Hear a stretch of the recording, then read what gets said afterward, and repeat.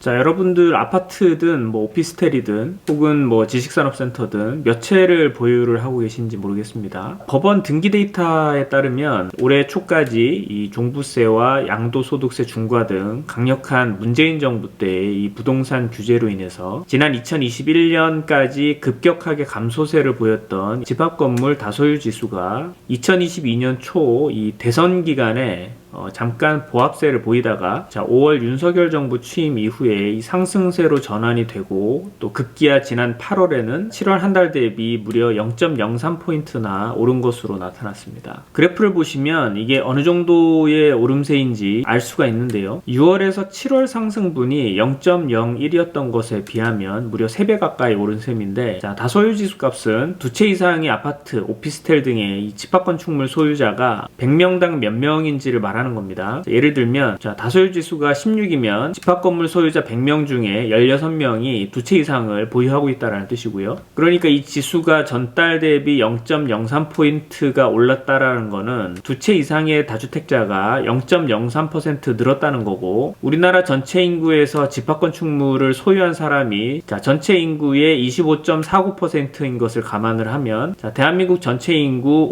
5,162만 명 중에서 1,315만 명이 집합건물을 가지고 있고, 그 중에서 0.03%인 3,945명이 두 채 이상 보유 클럽에 추가 가입을 했다라는 뜻이 되는 거죠. 그런데 재밌는 건 올해부터 지속적으로 기준금리가 올랐고 시중금리도 상반기에 동반 상승을 하는 분위기였기 때문에 부동산 매매 시장은 급격하게 얼어붙었는데, 집이든 오피스텔이든 지식산업센터든 집합건물에 대한 다소유자는 오히려 더 늘어났다는 거죠. 표면적 이유는 일단 간단하게 보면 윤석열 정부의 다주택자 양도세 중과 유예, 그리고 내년부터 시행하려고 준비 중인 이 보유세 완화 정책 같은 다주택자들에 대한 과세 완화 정책으로 인해서 전 정부 때의 높은 과세 정책으로 인해 형성됐던 다주택자 매도 분위기가 다소 진정된 것이 하나의 원인으로 볼 수가 있고요. 또 여기서 현재 얼어붙은 부동산 시장에서 이 거래량 자체가 거의 없다 보니까 팔려고 내놓은 물건도 잘 안 나가는 것도 또 다른 원인으로 볼 수가 있습니다. 어쨌든 지금 굳이 팔 필요가 없다라는 분위기와 팔려고 해도 잘 안 팔리는 분위기가 공존하면서 당분간은 최소한 다주택 보유 지수는 하락하지 않을 것이라는 거는 누구나 쉽게 예상을 할 수 있는 그런 분위기죠. 하지만 이런 진정 국면에 머무르지 않고 오히려 다소유 지수가 크게 상승하고 있다라는 게 흥미로운 부분인데요. 거래량 자체는 보합 상태인데 다소유자 비율이 늘었다는 것은